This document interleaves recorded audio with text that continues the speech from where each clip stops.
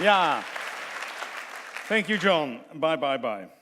We gaan naar onze volgende spreker. Sam Muller, Nederlandse advocaat. An international lawyer by training. So I'll continue because he's going to speak in English. I will introduce him in that language too.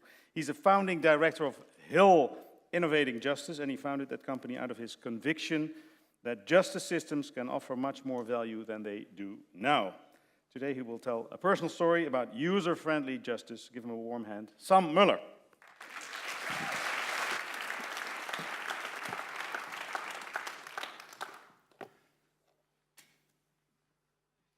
The Hague is the place of international courts, and I was involved in setting up one of them, the International Criminal Court. It's the first permanent global court that looks at some of the worst crimes that we know, war crimes, genocide, crimes against humanity. And one of the first things we had to do was think about the logo of the court. So we researched the symbols of justice. The first we came across was the scale, justice as weighing between good and bad, known to you all.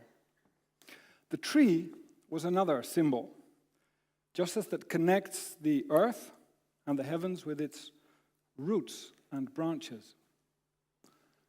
And we also came across fire, justice as a light. Now the judges ended up choosing the scales and the laurel wreath that you now see in the logo of the court. And I can tell you that was, for me, one of the worst decisions those judges ever took. For me, the scales of justice are too much about good versus bad. And the laurel wreath I couldn't understand in any way. For me, that's about winning. So, what is the symbol of justice?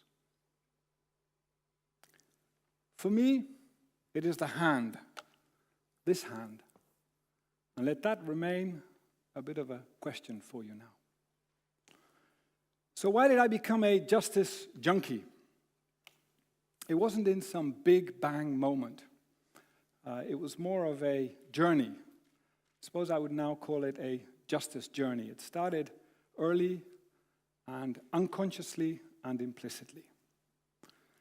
My father had an elder brother who, as a young student, joined the resistance against German occupation. And he was arrested very early on in the war and disappeared. And it was only a year after the war that my grandparents learned that he had died during a forced march. My mother's father was a doctor, and the RAF accidentally bombed his clinic, killing him. And they were actually aiming for an SS headquarters in the same street. These two events were part of the fabric of our family. And what they somehow did to me is that I wanted to study international law, join the UN, and save the world with a lot of justice. My life as an international official started in Israel and Palestine. You might have read a lot about that in the news these few days. A few days after I started work, a terrorist attack occurred in Tel Aviv, killing and wounding quite a few civilians. And later at my work in Gaza, I got used to regular briefings of other civilians being wounded and killed by Israeli soldiers. Justice and injustice was always in the air. But as an international official, I couldn't do much about that. Because we were a humanitarian organization, and justice wasn't part of that. My next job was for a real justice body, the Yugoslav Tribunal. Now, the assumption behind the Yugoslav Tribunal is that if you have justice, then you will have peace. And I believed it fully at the time, with every cell of my body. Now, 20 years later, I must admit, I'm less sure. And I often ask myself, how much peace for citizens have these tribunals actually delivered? But it became an article of faith, which ultimately led to the creation of the International Criminal Court. And that was the next stop on my journey. And I learned that it's one thing to solemnly create an international criminal court with a treaty. It's quite another to set it up and to make it run on the ground. During a mission to Eastern Congo, that really sunk in with me. Our targets, the big leaders that led the militias that we thought committed most of the atrocities, lived hundreds, if not 2,000 kilometers away from where we were. The fancy Hague justice that I stood for was so far removed from the countless civilians that I saw living in crowded refugee camps. What could they do if they were robbed or raped? How could they get their land back? They had no justice in their daily lives. Weren't justice systems supposed to prevent injustice, resolve injustice, and reach everyone? I missed the hand that connects, the hand that touches all. So after 8 years of being an international official, I thought it was time for a rethink. The stuff I was doing assumed so much that justice leads to peace, that you could rebuild a country, and even that what we were doing was being understood.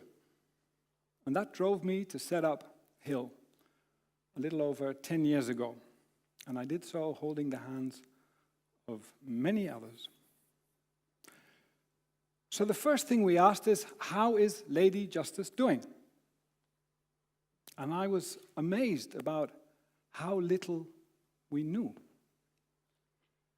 The health sector puts numbers to diseases. Which diseases are most prevalent? Who has them? Where do they live? And most importantly, what's working to cure them? The legal sector doesn't do that. It's mostly concerned with concepts, rules, and the consistency of its own system. And we found out that the few countries that do have data and knowledge about the needs and experience of their citizens don't really use that data to change anything. Now you may ask, is that a problem? You bet it is. Because what are countries made of? People. And people only exist in relation to each other. That's in our DNA. We need relationships to love, to be safe, to earn a living, to learn, to plan, and to be happy and healthy. And a country with a lot of well-being is a country with many well-functioning relationships in these areas. That's probably its main capital, worth more than any money in the world. But because people are people, these relationships inevitably sometimes break down. So if you want to keep your relationship capital as a country, you need a good relationship management system. And that, for me, is in essence what a good justice system should be. So it's hugely important that we know whether justice systems are delivering or not, because if they don't, the most valuable commodity of a country is damaged or destroyed. And in Congo, I saw that they clearly didn't have such a system. And we can ask ourselves, is the Dutch one really as good as it should or could be? So at HiiL, we started researching and measuring. Very poor countries like Yemen and Mali, middle-income countries like Tunisia and Lebanon, and rich countries like the Netherlands and the UAE. And we learned, to our great dismay, that all over the world, justice systems are seriously underperforming. The truth is that in most countries, and I hope I'm not offending anyone here, ministries of justice, judiciaries, bar associations, and academia mostly seem to produce a lot of user-unfriendly justice.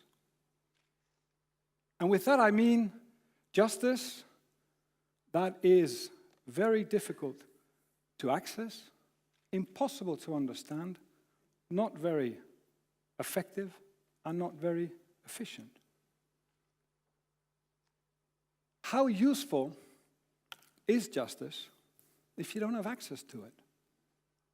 I mean, it's nice that we can build user-friendly mobile phones, but isn't justice a little more important? So what did we learn? An estimated 1 billion justice problems arise in the world every day. But around 60 to 70% of them is not really resolved. 30% of the people that have these problems don't even feel empowered enough to look for a resolution. Judges and lawyers are seldom mentioned as the most helpful in finding a resolution. And the consequences that people report of all this are very serious. Violence, loss of livelihood, damaged relationships, and health problems. Now that is a horrific amount of unresolved unfairness. I mean, what would we say if a health system did not cure 60 to 70% of the health problems properly?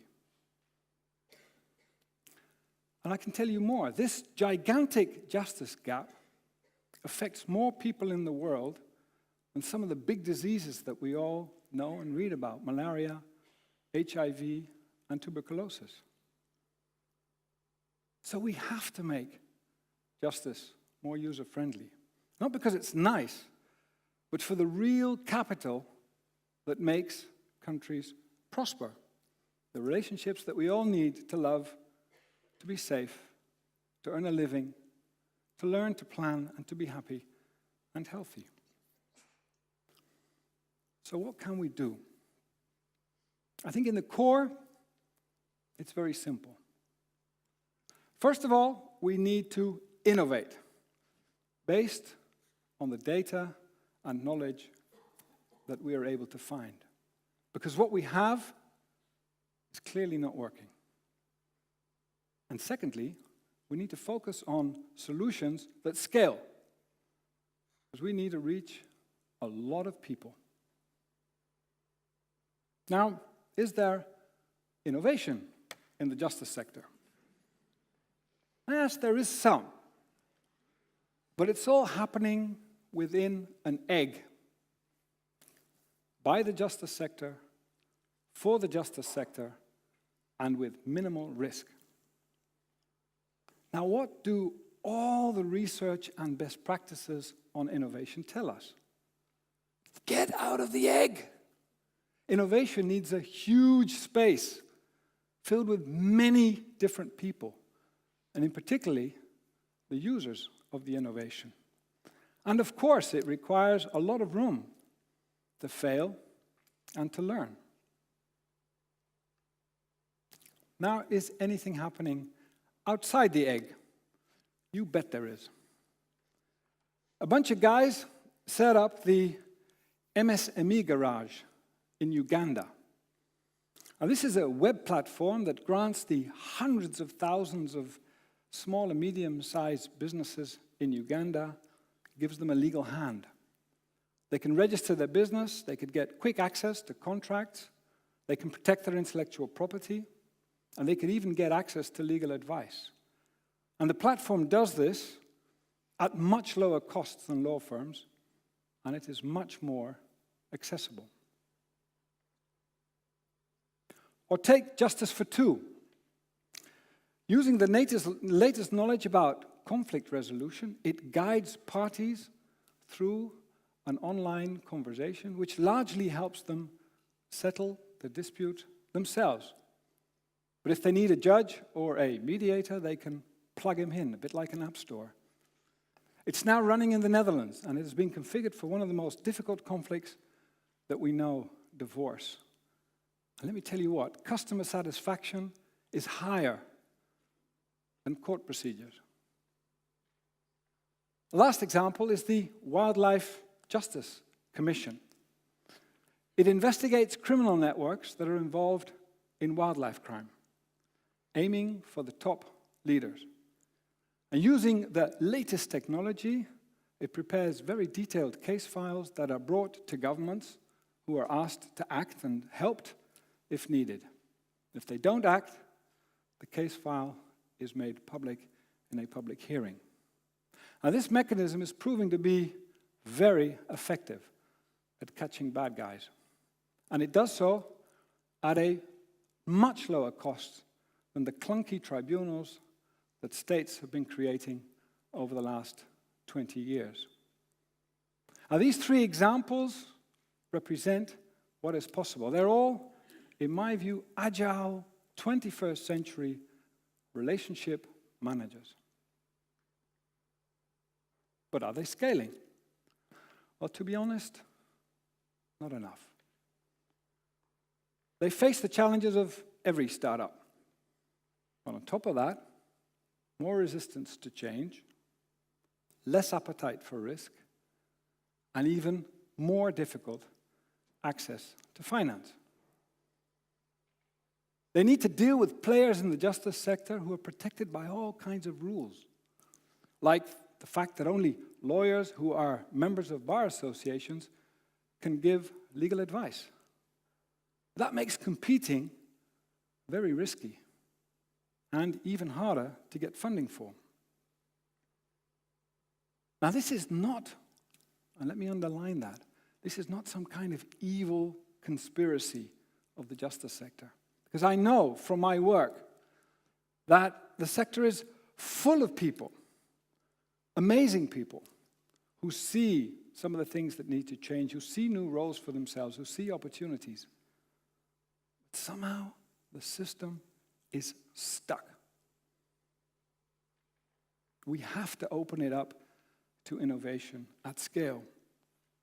And I think that'll take a global effort, much like the way we dealt with the fight against malaria, tuberculosis, and HIV. You will need to work at the national level, and you will need to work at the international level.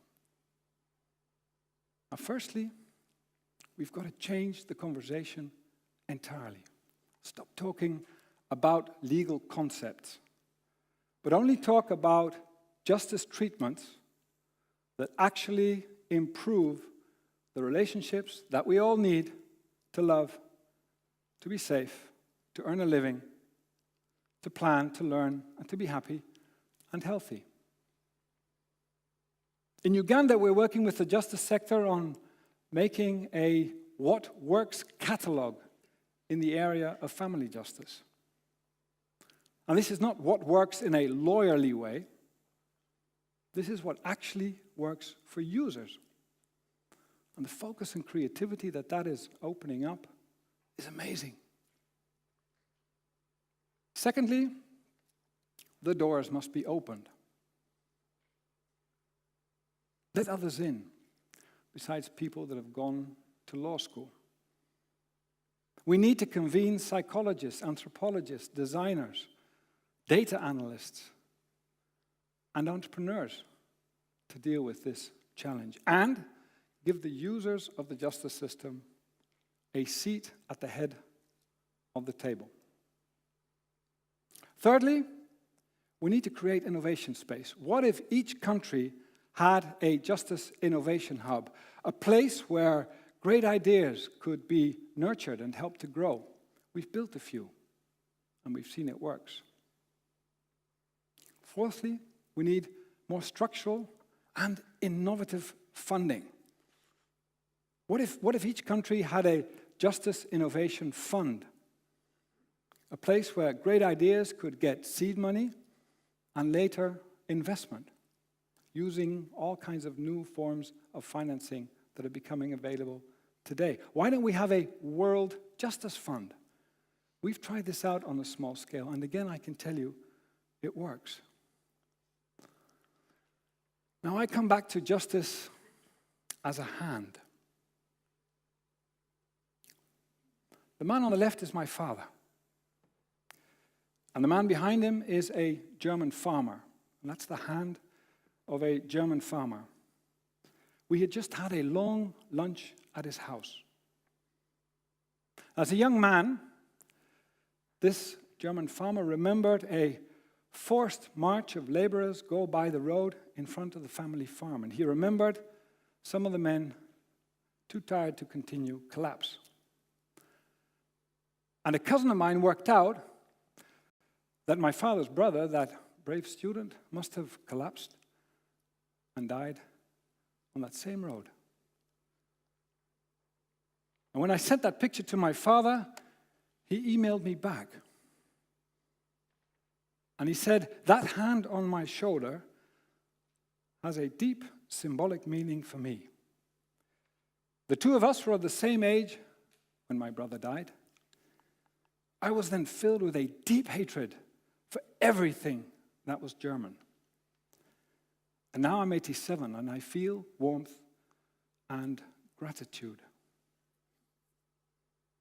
That hand, that simple, user-friendly, 5-fingered thing. It bridges, it comforts, it protects, and it touches all the complexities of life. My father passed away at peace with the injustice that had marked his family. But his bringer of justice was Father Time and my cousin. And it took more than 70 years. And I've often asked myself, what if there had been user-friendly justice for him and so many other families after the war? How much pain would that have saved? Yes, what I work for is also personal. But I think we really have to all work hard for that hand.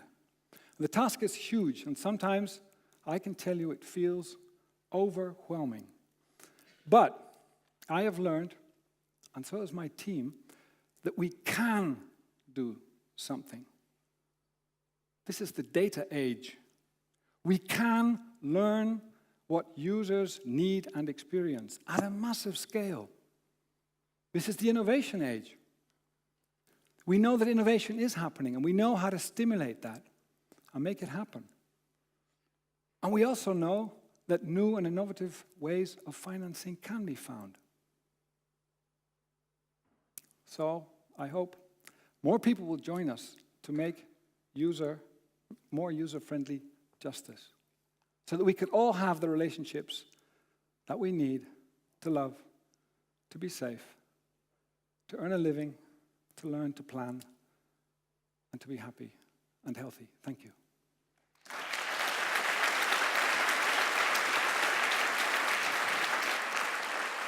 Thank you, Sam, for an impressive, wonderful, personal story. And we'll remember the hand that's in our minds.